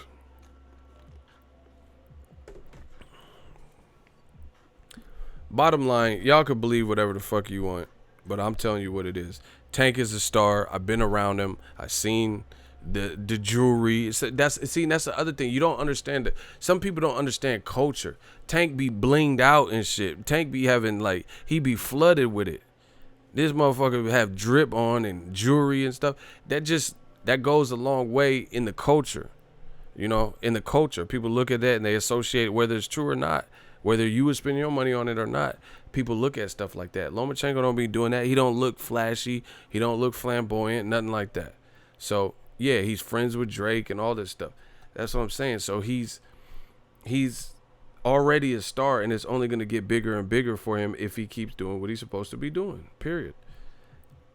And he has more opportunities to be a household name and really, you know, prominent. I really feel that way. Look.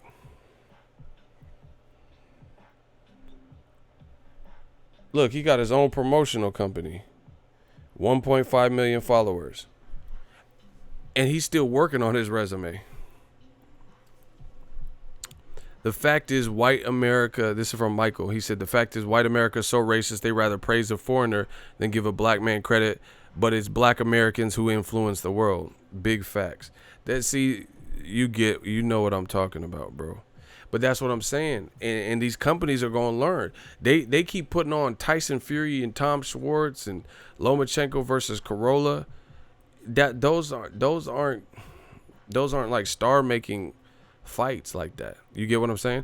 And they keep, old media constantly gets it wrong. Do you get what I'm saying? They keep saying Chocolatito is the dude everybody should watch when you should really be watching Crawford and studying him. You know, when you should be watching Errol Spence and studying him. You know, they badmouth Wilder and say he suck and nobody know him in New York and play all these monkey ass games, and he the one that's resonating with people. People are like, oh, that Till This Day speech gave me chills. You know, oh, he knocking fools out. Hey, I liked it. I showed my boy that I used to do music with, white, blue eyes, right? And he's like, man, I fuck with Wilder. He said, I like how he get down, just how he was speaking. But see, this what happens when you try to, you can't, all you can do is come out with the best possible product, market it in the best possible way, and then certain things resonate with people and certain things don't. It's that simple, you know? But you can't force feed people into believing what you want them to believe. You get what I'm saying?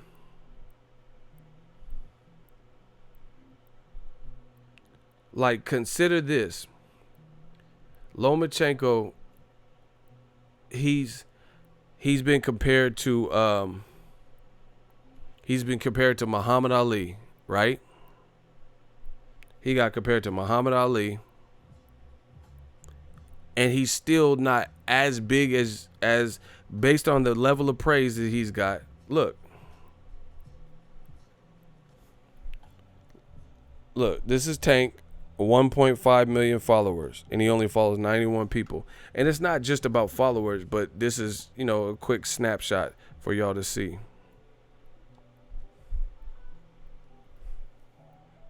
Look, Lomachenko verified page, 1.4, and he follows 345 people.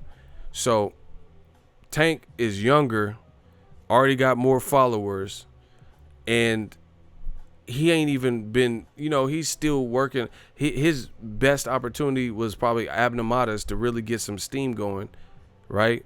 And then the fight got canceled last minute. And he's already like, you know what I'm saying? Like, look, and see, this is the thing with America. This is Lomachenko's Instagram. And I can't even understand what that says. Do you get what I'm saying? Y'all would have, I'm assuming it's happy birthday or something. I don't know. But look, this is what they don't understand. And this is what the companies are only specializing in. Do you get what I'm saying? And then they have American stars like Terrence Crawford, and we barely even got no promotion from his con fight. Shakur Stevenson just had to step up, and he not being praised the way Lomachenko's being praised on ESPN. And he did really, really good for himself. Really good. You know, I thought the fight could have been tougher. I was picking him to win, but thought it could have been tougher. Wise Hudson, $5 Super Chat. Ego, do you think Tank and Farmer would be like Mayweather, Zab? Nah, that's a dull. Mayweather and Zab have more power than Tevin. You know, Tevin's my dude, but it's a different fight. Tevin's slick, though. That's a good fight. I want to see it.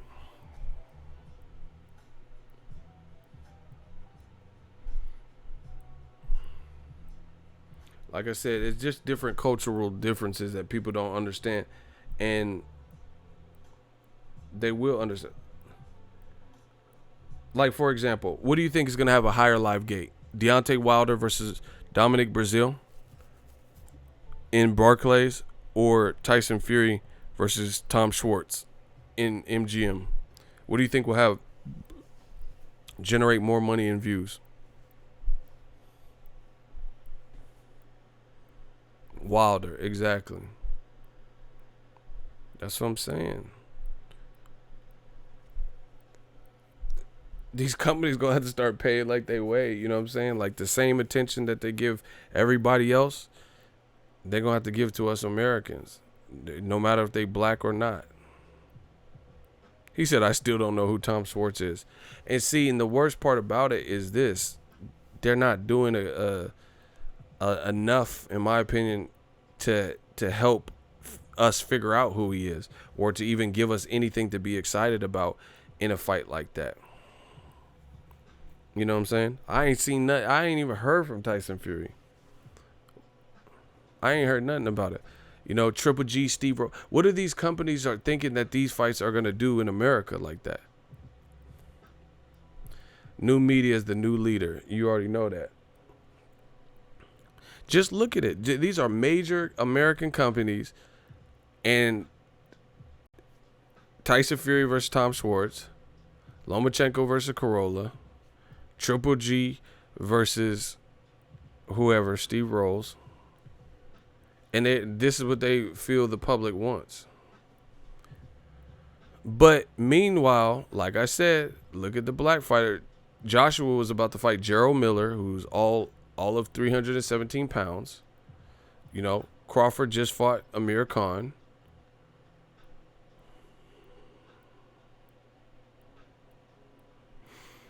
Just look out. Corolla was mandatory. Who gives a shit, bro? Was Miguel Mariaga mandatory coming off a loss, moving up a weight class? You can't win this, bro. I don't care about it. See, once again, these dudes, they think they could stump me. Let's go bar for bar. Let's go down Lomachenko's whole rap sheet, and we'll see how much momentum each guy had and how many people were mandatories. I don't care about just the Corolla fight. You're missing the whole point. The whole thing is it wasn't a huge event. I don't think it was a huge moneymaker. I don't know how much the tickets were. We don't know. What did they ever come out with the viewership? You see? Usually if you hear nothing about the viewership, I mean, it kind of just makes you wonder. I don't know. Did anyone what were the numbers for the viewership for Lomachenko and Corolla? Did anyone see any report about that? You know, I'm going to start looking this shit up. I know how to look it up, too. I ain't hear nothing. ESPN is one of the biggest sports company. What did the numbers for Lomachenko, Corolla do? What was the average? What was the peak? He said, file not found. I'm done. You see, this is what I'm talking about. Crawford Khan pay-per-view number. I ain't heard nothing about that either. But, you know, it was only Monday, so we'll give it a little bit of time. You know, what about Tyson Fury, Tom Schwartz? How much numbers they projecting to do there? See, y'all laughing because y'all know what I'm saying is true. What did Lomachenko versus... See, this is what I'm saying. They tell you he's the next Muhammad Ali. When Muhammad Ali fought, people watch. I actually went to Shane Mosley versus Ricardo Mayorga, part 2. It was at the Forum. I talked to this OG. It was an OG black dude, and I just met him, you know, for the first time. He said he watched Muhammad Ali fight in the Forum because he was like I don't know. He was, I don't know who he was or what. It was a black dude, and we were sitting next to him. He was like, yeah, I watched Muhammad Ali versus so-and-so in this very building at the Forum. I was like, damn. And he was telling me how many celebrities came out and shit. I think it was Ken Norton. I think he fought Ken Norton in the Forum. I don't remember what fight he said, but I think it was Ken Norton. He said all the celebrities came out and, like, you know, whoever was relevant at the time. I don't know. You get what I'm saying? So Lomachenko, if he's, you know, he's Muhammad Ali, what did his numbers do for Corolla if that was a big fight?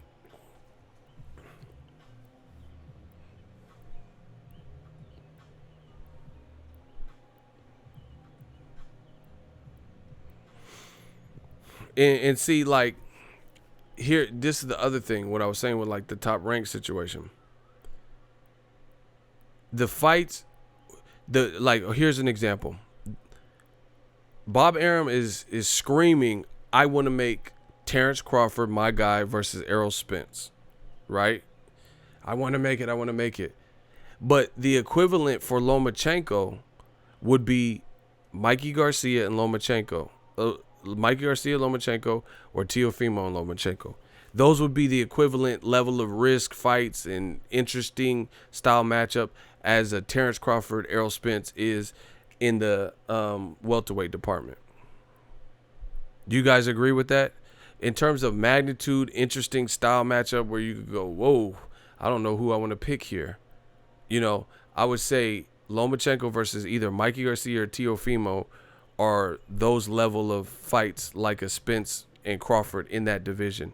Like basically the best fights that could be made in the division.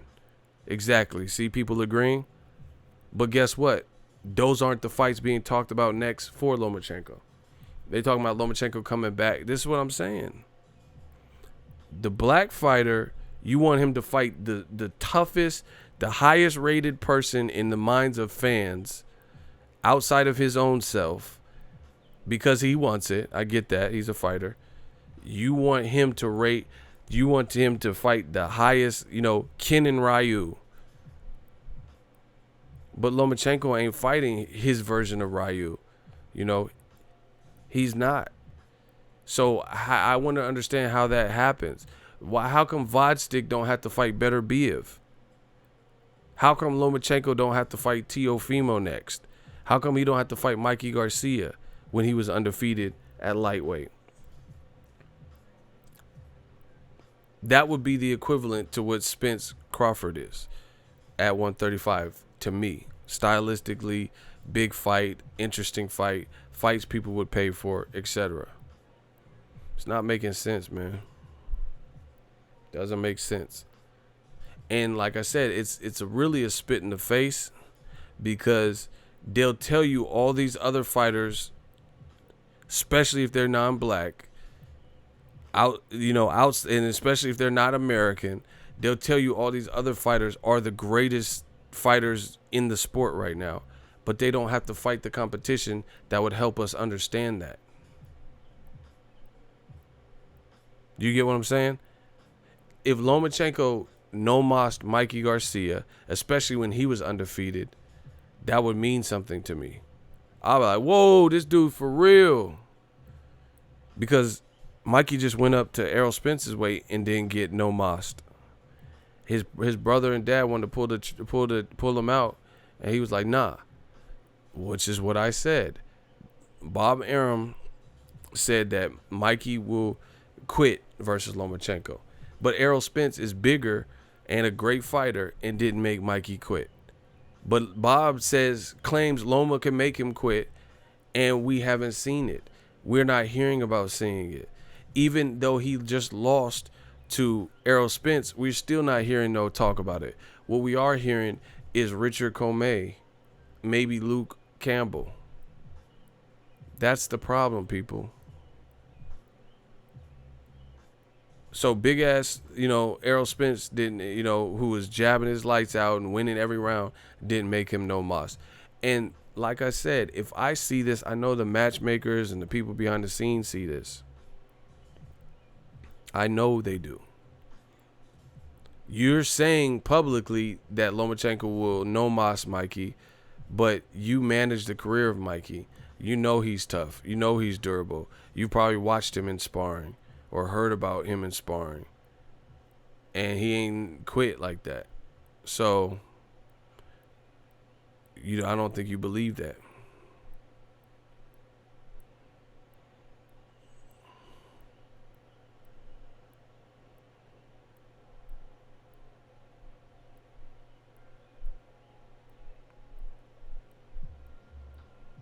Hey, do we have any shooters in here?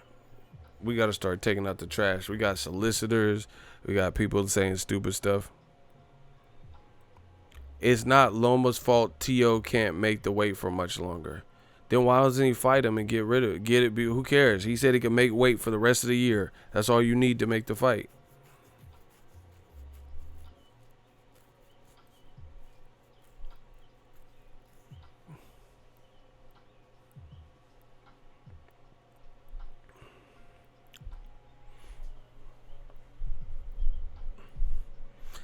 Listen, make Mikey quit. Make Teofimo quit. That shows me a lot more than making Corolla quit or stopping Corolla. Do you see what I'm saying? So it's like they want to have their cake and eat it too. They want to say that this guy is Muhammad Ali. This guy's that, Triple G's the boogeyman. Triple G's number one. Lomachenko's number one, number two, blah, blah, blah. They want to say this stuff, but why can't we see it? Meanwhile, they don't say that about Crawford. They don't say that about other fighters. But you're putting them in schedules like Bradley, Floyd, and Crawford that are more cutthroat. That there's some kind of disconnect that I'm not understanding. The guys you're praising and saying are the highest level, the best skill we've ever seen, Muhammad Ali level talent, genius level talent, have easier schedules than the guys that you're not praising quite that much. Now, Arum has never said Crawford sucks or not. He compared him to Sugar Ray Leonard. I get it. But he's not, even the ESPN commentator, they're not talking about Crawford the same way. He need to watch it. He got hit a little bit too much. They analyzing every second of every round and every decision Crawford makes. It's like Crawford for a con performance or Jose Benavidez, he'll get more criticism for the Benavidez, which he knocked him out, than Pedraza performance for Loma. It's just crazy. Or like Amir Khan and Crawford, Lomachenko gets knocked down by Jorge Linares and get more credit than Crawford. It's insane, people. It's insane. And then Loma's pound for pound, but he won't move up to 40 to fight Pacquiao or 40 to fight Teofimo. Let's say Teofimo says, yo, February 2nd, I'm moving up. I want to fight Lomachenko at the end of the February at 140. You think Lomachenko going to 140? They already made excuses, say he a featherweight.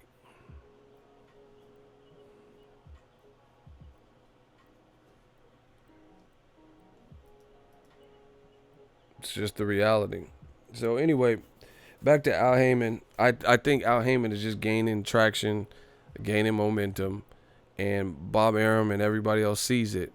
Listen, this how you know Al Haymon is GOAT doing Godfather shit, is based on the fact that every other major promoter takes shots at him, and he's not taking shots at them. You get what I'm saying? Like Eddie Hearn always talking about Broner Pacquiao numbers and Wilder Fury numbers ain't gonna do this, and Spence versus Garcia numbers is this and that, and what about this, and Wilder's ticket sales, they only sold 1 million in 30 minutes, and Joshua would pass out if he did. Eddie Hearn taking shots at Al Haymon and PBC, what they did wrong, investors. Bob Arum's taking shots at PBC. Oscar De La Hoya taking shots at Mayweather and Al Haymon and suing them and shit like that. Al Haymon must be the greatest if everybody's attention is diverted on the advisor. How is everybody so concerned with Al Haymon? It's starting to sound like my channel. You get what I'm saying? Everyone care. Oh, Ego said this. Ego, what? Okay, why you care so much about what I said? What I'm doing? Oh, Ego's getting. He's begging for money. Why you care what I'm begging for? He's a panhandler. I'm just telling you. You guys should stop watching him. They say the same thing to me. I'm like the Al Haymon of this shit, bro. How is it all eyes on Al Haymon? He's the cancer. Why is everyone taking shots at him? And he ain't even saying nothing to them. He ain't doing no interview.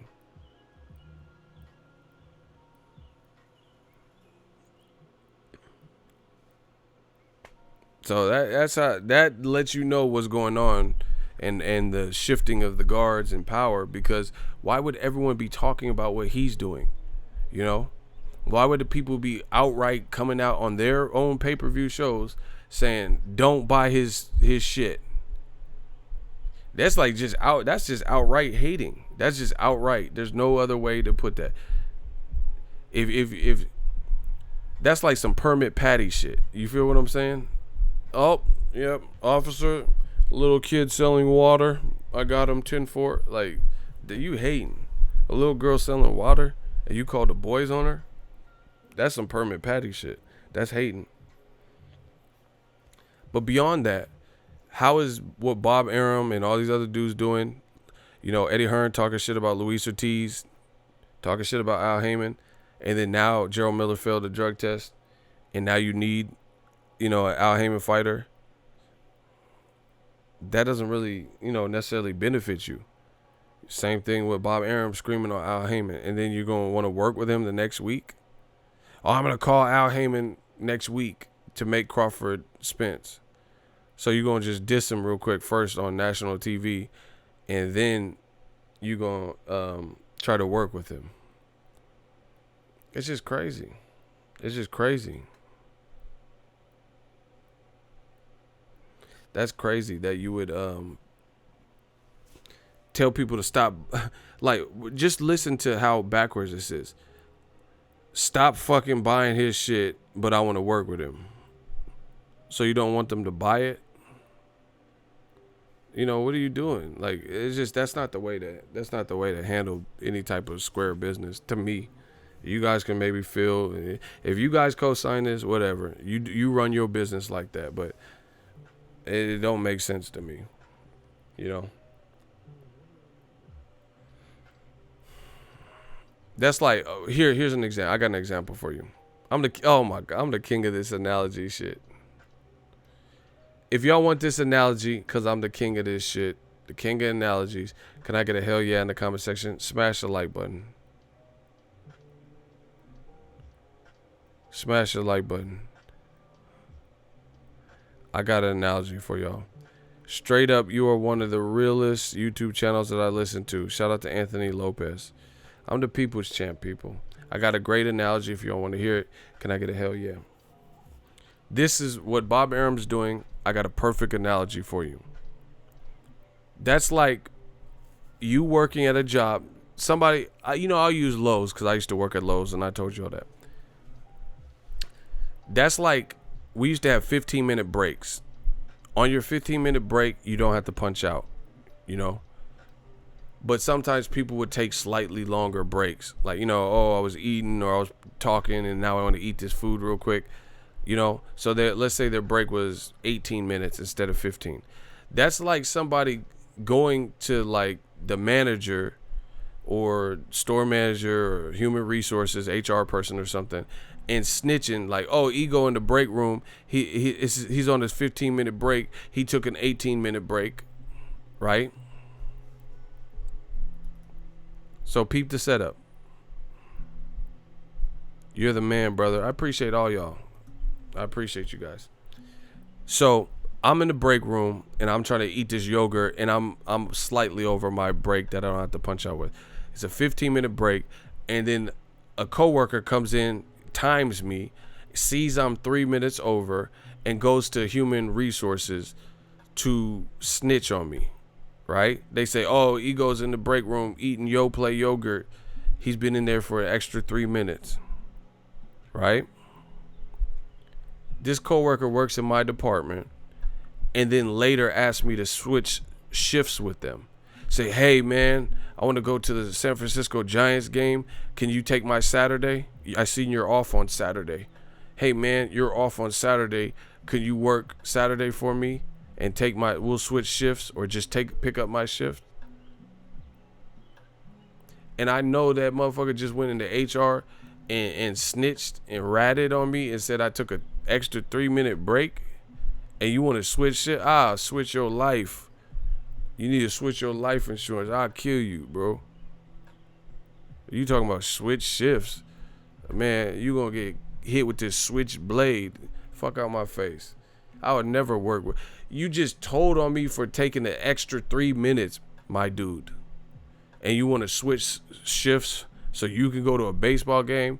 Yeah, I'll give you a baseball game right here. While I get this bat out of my fucking trunk and go casino on your dumb ass. Ah, man, hell no, bro. Why would I take your shift and you just snitched on me like that over 3 minutes? Nah, bro.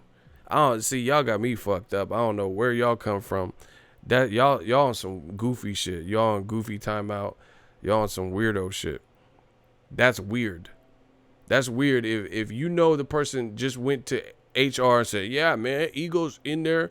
It's a 15-minute break. I timed him. He's in there for 18 minutes. And then you have the audacity to ask me to pick up your shift so you could go to a baseball game? Fuck no. This is what Bob Arum's doing. You want Al Haymon to work with you or, like, you know, work with your schedule, and you just told people not to fuck with him? Come on, man. Like I said, I got an analogy for y'all. That's a king analogy. That's very comparable to what's going on. Hey, don't buy Al Haymon events until he makes this one that I want.